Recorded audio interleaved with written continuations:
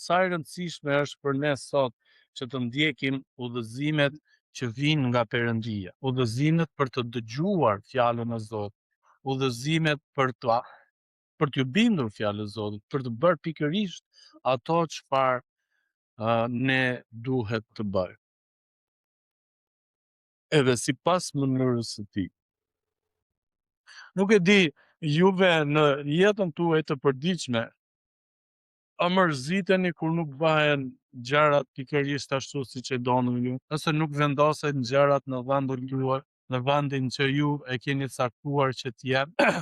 Pra, kur kemi neve pikërisht këto gjëra që nuk i gjejmë në vendin ton, në vendin e duhur ne mërzitemi. Zakonisht burrat me gratë zihen shpesh për këtë gjë. Grindën shumë. Po pse nuk i çon të korsi? Po pse e le këtu? Po pse ti e di ku e ka vënë? Pse nuk e çove atje? E kështu me radhë. E shembull nga më të ndryshëm.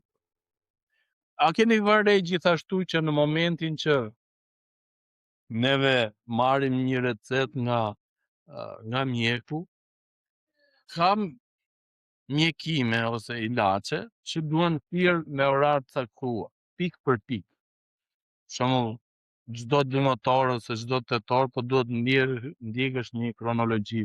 Duhet i bindesh atij orë. Edhe ne kur jemi të shqetësuar, edhe jemi të friksuar, vini re se ne ndjekim atë me përpikmëri.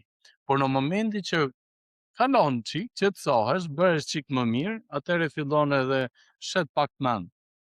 Se nuk është ndonjë problem i madh nëse ndryshon pak orarin, nëse bën një çik më vonë. Perëndia na thret ne pikërisht në këtë lloj udhëtimi të jetës le të themi, duke na kërkuar që ne t'i bindemi fjalës, duke bindur fjalës së Tij me një lloj përpikmërie le të